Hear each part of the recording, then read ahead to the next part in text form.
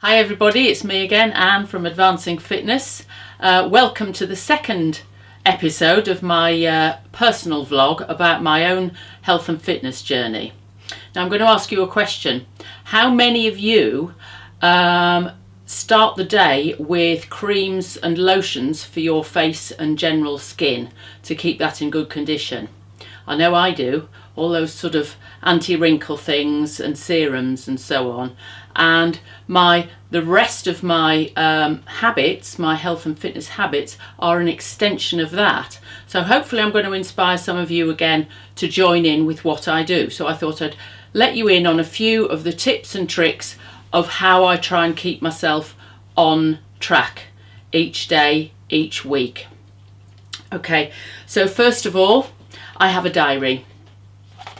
This diary, I can look through this diary and it tells me that I've done 3 gym workouts this week, but that's not too bad because 2 of the other days my husband and I were laying a artificial lawn in the back garden, which involved removing about a ton of gravel, replacing it with about a ton of sand, and then heaving the plastic grass onto the top of it. I have to say this is for my dogs, okay? So heaving the plastic grass on top of it, and that felt like it weighed a ton actually. So that was 2 days of really tough exercising without actually going to the gym. So I've been to the gym 3 times this week. That's my diary. It tells me other things as well, which I'm going to let you into a secret in a minute. The other thing I do is keep a daily food diary. Now you won't be able to read any of this, so I'll read it for you. It tells me the amounts and what I had for my breakfast and lunch and dinner, and it also tells me what I've snacked on and how much water or other fluids that I've had. And I'll talk a little bit more about that later on. It also tracks my sleep and my motivation for each day. That's important to note because if you're having a bad day, you could maybe look at your food diary and say, well, what did I get wrong? Oh, maybe I overdid the carbs a little bit that day.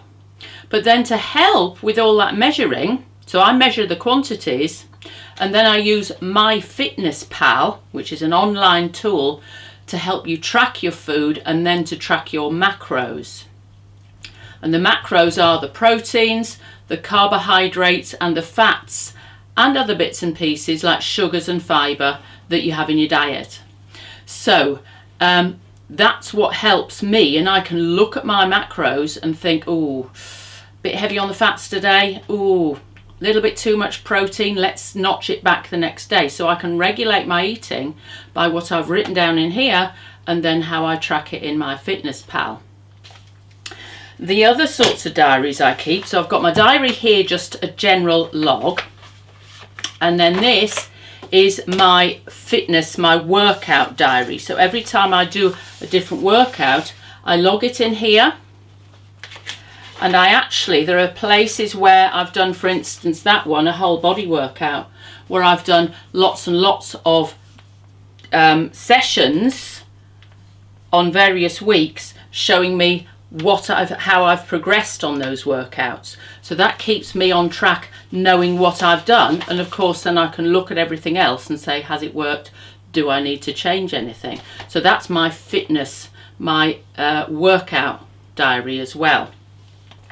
You may think, well, that's an awful lot of writing and diaries and what have you. And for me, sometimes it does become a bit of a chore, but then I look back and look at how things are working. And as soon as I stop tracking everything, my whole motivation starts to slide. So for me, that's how I keep on track. The other thing that I was going to mention as well is water, and you've probably heard lots and lots about water. For me, I increased my fluid intake generally, and one of the problems I have at my age, and some of you may suffer the same problem, is going to the toilet a lot as a result. But that balances out with improved endurance, improved performance, improved digestion. And the water also helps all the nutrients get to the right places in your body. So what I do is I always have 2 cups of coffee in the morning. I have my one that wakes me up, and then I have a black coffee with my breakfast. And then after that, my hot drinks are always green tea, and I generally have about 3 of those a day in a mug. Those mugs hold about 300 ml of fluid.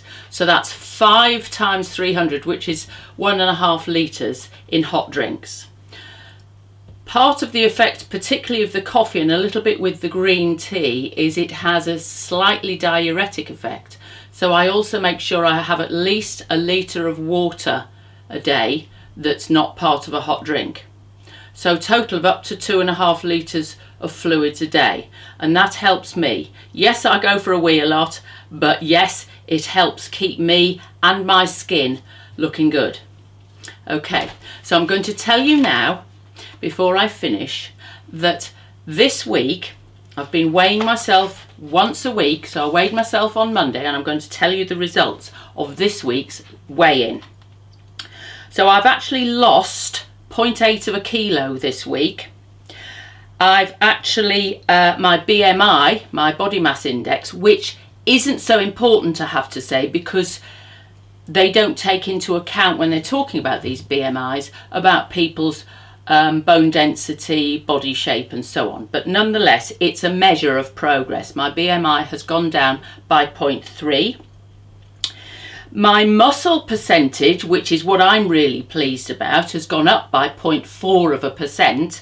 I haven't worked that out in kilograms or parts of a kilogram, but the percentage has gone up, which is what I'm wanting to do. That's my goals.